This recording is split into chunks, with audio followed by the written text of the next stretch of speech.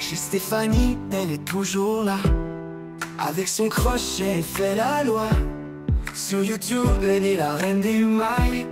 Avec son sourire, elle nous emballe. Les tutos défilent, elle n'arrête jamais. Toutes les couleurs qu'elle assemble avec fierté. Des petits bonnets aux grandes couvertures. Bonjour et bienvenue sur ma chaîne. Aujourd'hui, je vais poster pour faire ce petit gilet sans couture dans le dos. Donc, il n'y a qu'une couture et c'est au niveau des épaules. J'ai pris d'épaule à épaule, donc ça fait très cintré. Si vous voulez quelque chose de moins cintré, vous calculez ici un petit peu plus large pour commencer. En fait, c'est ici qu'on commence. Et après, on fait en aller-retour, mais hexagone pour les manches. Comme vous allez voir dans la vidéo pour le pliage. Donc là, c'est le gilet hexagone que je vais vous montrer comment partir, comment commencer. Et après, c'est vraiment très simple. C'est une répétition. Donc, ici, par exemple, avec juste une couture ici, pour les épaules, pour les manches, vous avez déjà le gilet qui se forme. Voilà, vous avez déjà le petit gilet de bébé. Si vous faites une taille adulte, vous continuez toujours avec les augmentations. Donc, je vais vous montrer. C'est la mode. Sur le net, on voit que ça, le gilet hexagone. Avant, c'était 2 hexagones avec la couture. Maintenant, grâce à cette technique que j'ai vue sur le net, on peut faire vraiment un gilet vite fait sans... Alors, il y a quand même une mesure qu'il faut prendre. C'est cette mesure-là. Donc ça, c'est épaule à épaule. Ça, c'est mes épaules. Donc ça, je l'ai fait en considérant que c'est pour moi, que je n'ai pas fini. Je vais continuer le gilet. Je voulais juste vous montrer déjà, si vous voulez commencer, le pas à pas pour faire le gilet. Donc, je vais prendre une autre laine acrylique pour vous montrer. Donc, vous prenez la laine qu'il vous faut, enfin, la quantité de laine qu'il vous faut, et le crochet. Moi, je vais prendre donc, pour la démonstration un crochet 4. Et on va commencer, pas par des mailles chaînettes, mais par des mailles serrées. Parce que comme ça, c'est plus élastique. Donc, vous faites 2 mailles en l'air. Vous revenez dans la première. Et vous faites juste... Vous enlevez une boucle. D'accord? Cette boucle-là va vous servir pour recommencer à nouveau la maille serrée. Donc ça, c'est comme si c'était une maille chaînette en fait. Donc là, je fais un jeté et je passe à travers les 2 boucles. Donc comme je vous ai dit, vous repartez dans la deuxième maille là, qu'on a créée en faisant juste ça. Vous pouvez mettre le pouce dessus, faites un jeté, vous enlevez les 2 boucles. Donc là, vous pouvez mettre le pouce dessus, il n'y a pas de souci. Hein. Donc j'enlève une et je mets le pouce dessus. Je sais que c'est cette maille-là que je dois prendre après pour la deuxième, pour recommencer. Là, je fais ma maille serrée. Je pique, je ramène mon fil, je fais passer qu'une boucle. Cette boucle-là, je la garde et là, je fais ma maille serrée. Je repasse dans cette boucle-là. Tac. Et maille serrée.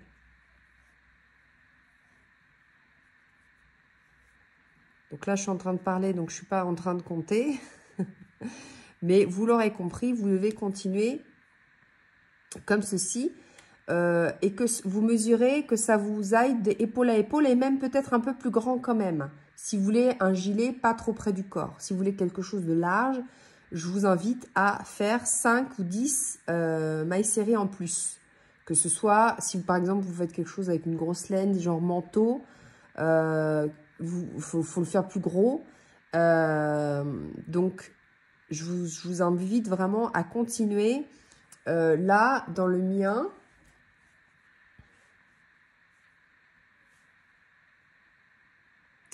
j'ai fait 3, 6, 9, 10, 13, 16, 17, 18, 19, 20, 23, 26, 27, 30, 33, 36, 37, 38, 39, 40. J'ai fait 40 mailles serrées.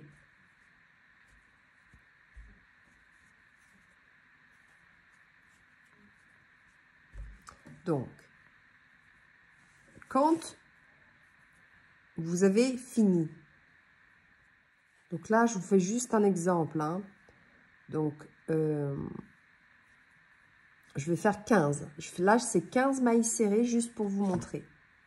Mais vous pouvez faire 40, 50 mailles serrées, hein. Donc, vous montez 3 qui correspondent à une bride, donc 3 mailles en l'air qui correspondent à une bride. Et dans le même espace, donc la dernière maille serrée qu'on a créée, vous faites 2 brides encore. Donc, ça fait granny. Ensuite, vous passez deux mailles. Et dans la troisième, donc je passe ces deux-là, dans la troisième, vous faites 3 brides.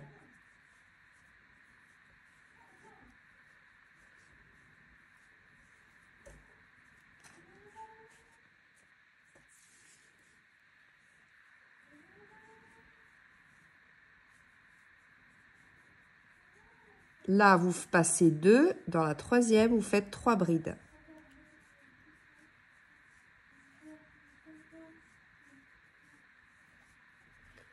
Vous passez 2 mailles. Dans la troisième, vous faites 3 brides.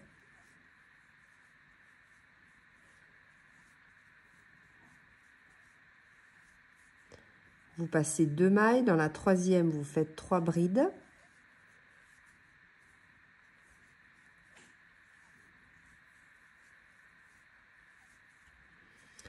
Et là, vous passez 2 mailles. Dans la troisième, ça va être l'extrémité. Donc, on fait 3 brides.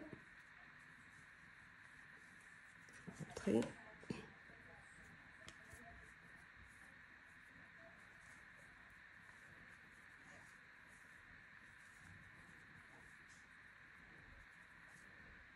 Une maille en l'air. Au même endroit, dans la même maille, 3 brides.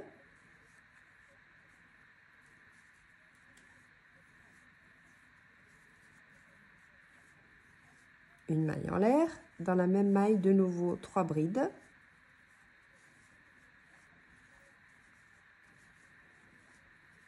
une maille en l'air et dans la même maille de nouveau 3 brides.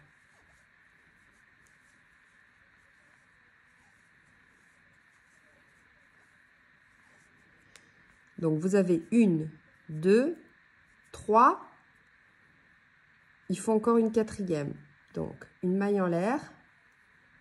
Et ici, de nouveau, 3 brides.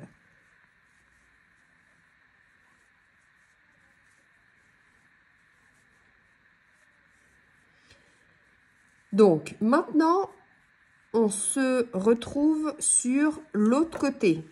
Donc, on fait le tour, hein. Ici, là, c'est notre début de rang. Là, ce sera notre fin de rang ici. D'accord? Donc, ça, c'est le dos. Et ça, c'est les épaules. C'est-à-dire, après, c'est ce qui va faire les manches comme en pliant, hein. C'est l'hexagone. Donc là, je passe 1, 2. Dans la troisième, je fais 3 brides.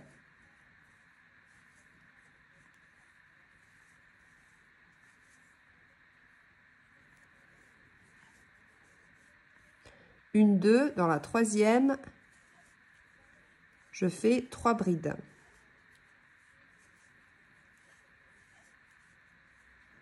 Une, 2. Dans la troisième, je fais 3 brides.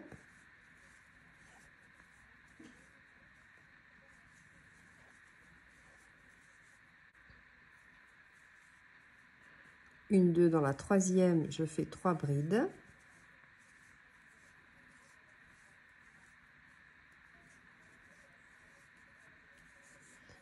1, 2. Et là, c'est mon fin de rang. Donc, je fais en sorte qu'il y ait 4 angles. 3 brides, une maille en l'air. 3 brides, une maille en l'air. 3 brides,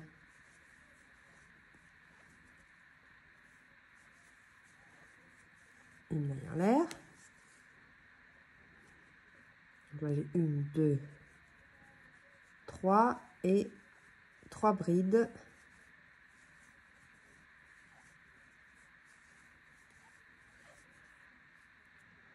Donc 1, 2, 3, 4.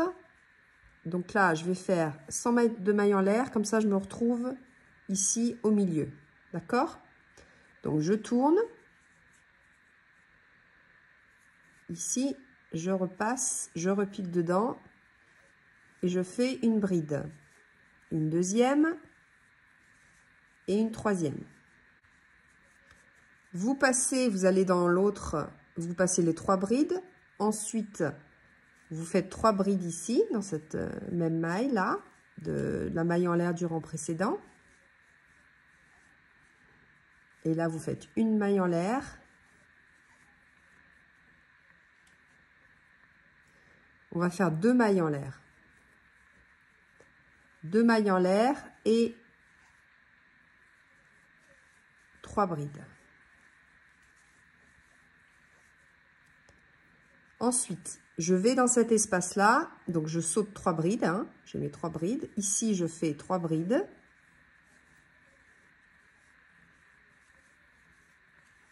Deux mailles en l'air et au même endroit, on fait l'augmentation 3 brides.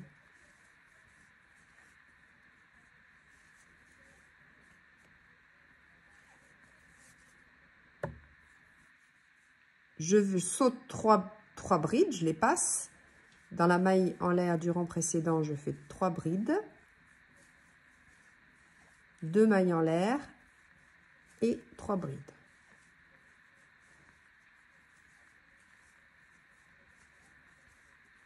Ensuite, on continue la rangée.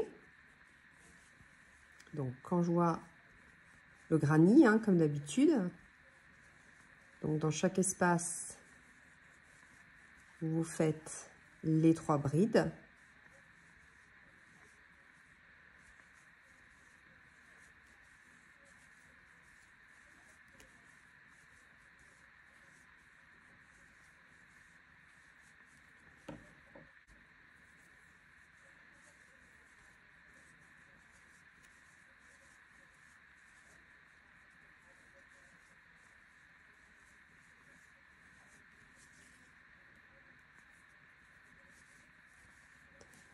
Donc là, j'arrive à mon extrémité, donc mes épaules, je vais faire les augmentations. Ici, c'est ma première, donc je fais 3 brides.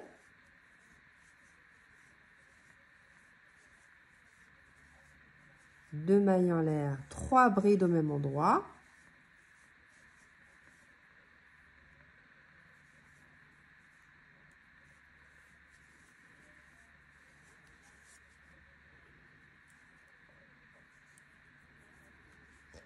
Ici, la même chose, 3 brides.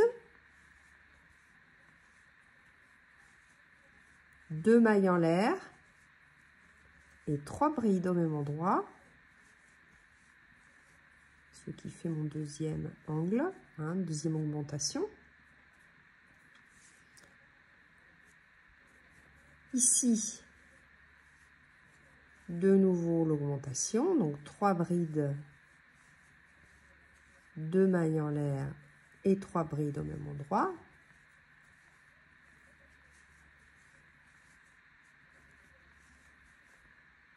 Et il faut 4, hein. Il faut 4 angles. 1, 2, 3. Et là, de nouveau, le 4e angle. Ensuite, on finit la rangée.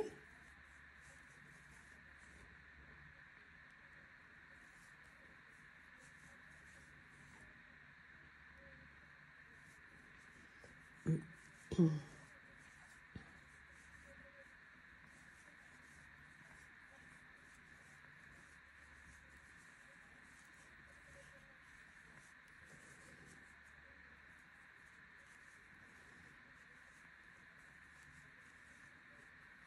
voyez, ça fait élastique. Parce que si on aurait fait une maille serrée toute simple après le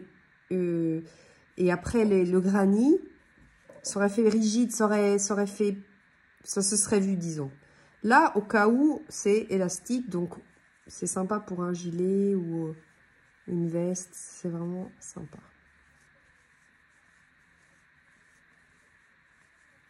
Donc là, chaque espace. Et vous voyez que ça va s'agrandir, hein, puisqu'à chaque fois, on crée des espaces en plus. Donc ça s'agrandit automatiquement. Là, je suis partie sur une petite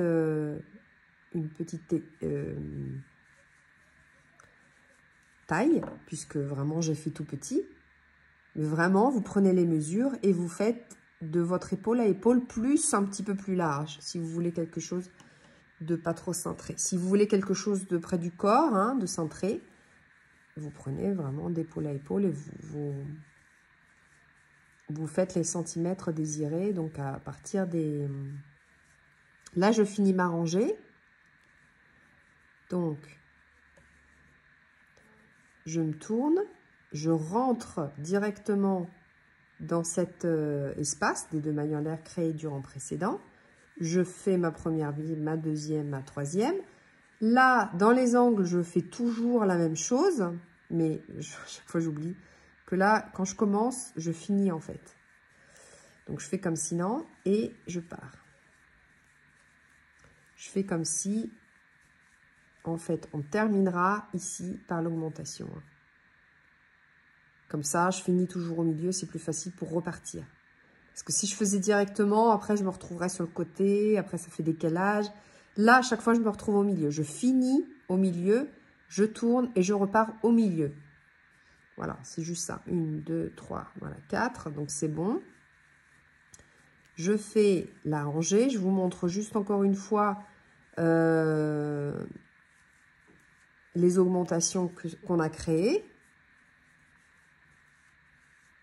Ça, vous n'avez pas de doute. Surtout si c'est là peut-être la première fois que vous faites ce genre de choses, hexagone.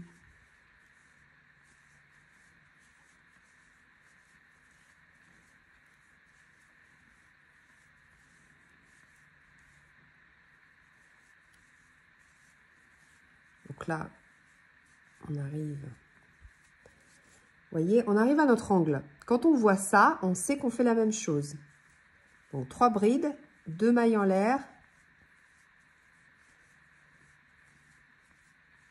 et 3 brides.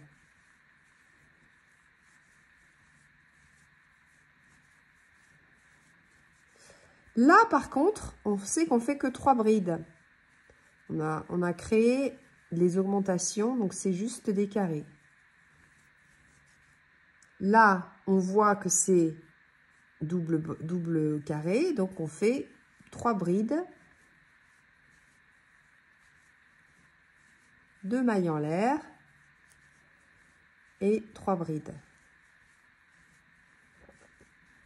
Vous pouvez mettre un marqueur, hein. Là, je sais que c'est 3 brides parce qu'il y a juste un espace comme ça.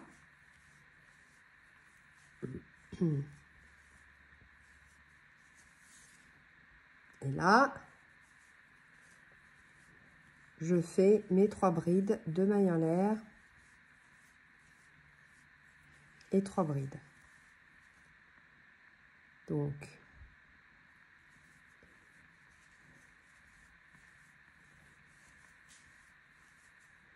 là, je fais juste un carré, etc. Donc, je recommence mon augmentation. Hein. Il y en a toujours 4. Hein. Il y a toujours 4 angles. Donc, 2 mailles en l'air et 3 brides au même endroit.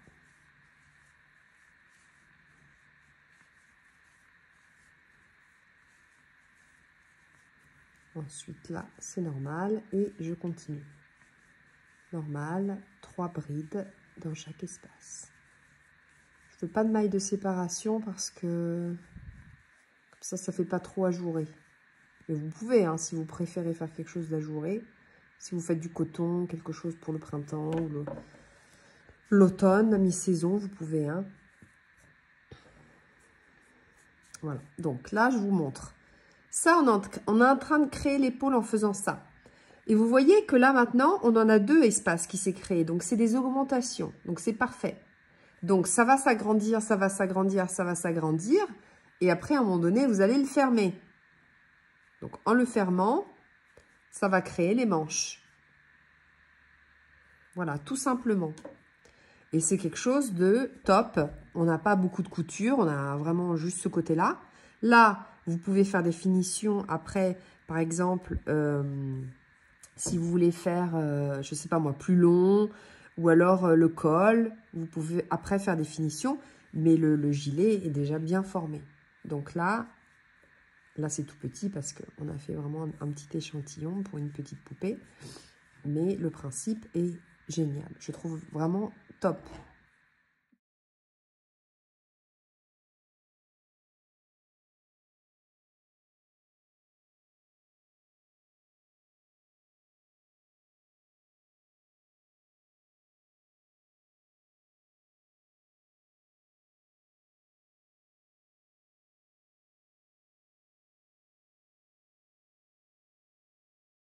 Et par contre, quand vous avez la dimension pour fermer, j'ai fait des diminutions ici. C'est-à-dire que vous pouvez continuer toujours.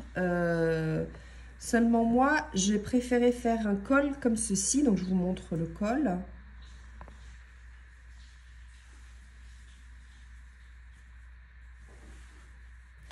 Donc, le col est comme ceci.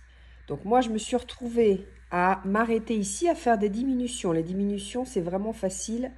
Vous faites... vous